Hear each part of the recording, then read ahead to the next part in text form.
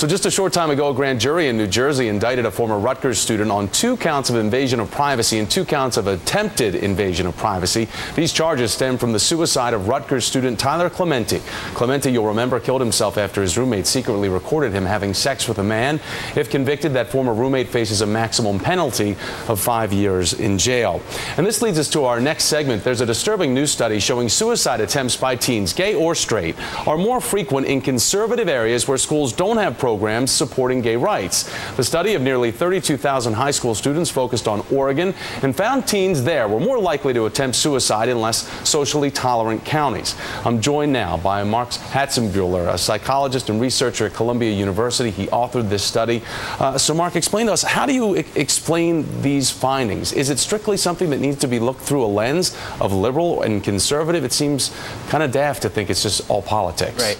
And I think, unfortunately, that this study, the way in which some people have tried to explain this study is through that lens. And I think, unfortunately, that sort of misses the point of what I think this study is about. We did include in our measure of the social environment the proportion of Democrats living in the county. And that's because previous studies have shown that political affiliation is associated with attitudes towards gays and lesbians. But I think sort of focusing on that really deflects attention from what I think is really the main point of the study. And that's really, how do we create supportive environments for our youth? And so our measure of the social environment actually focused mostly on school climates because, of course, that's where students are spending a lot of their time. Right. And so we looked at things like whether or not schools have gay-straight alliances, do they have anti-discrimination policies that protect gay youth, and do they have anti-bullying policies? And what we're showing is that youth who live in these kinds of schools that implement protective policies have lower rates of suicide attempts compared to those that live in less supportive school districts. And surprisingly, your study also says that suicide attempts have gone up for teens who aren't bullied, aren't depressed. So does that surprise you?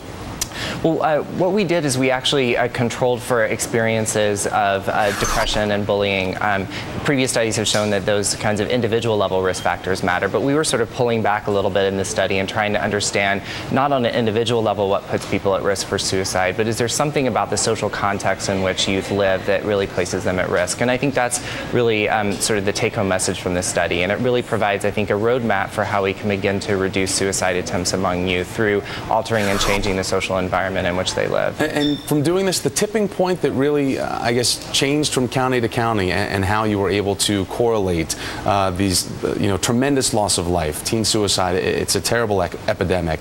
But it was basically boils down to social tolerance? Well, I think that, again, we looked at several different dimensions of the social context. We looked at the proportion, for instance, of same-sex couples who live in the counties, and which suggests sort of providing couples who live in counties that are more tolerant, and that was one of the dimensions that we looked at in this study for that reason.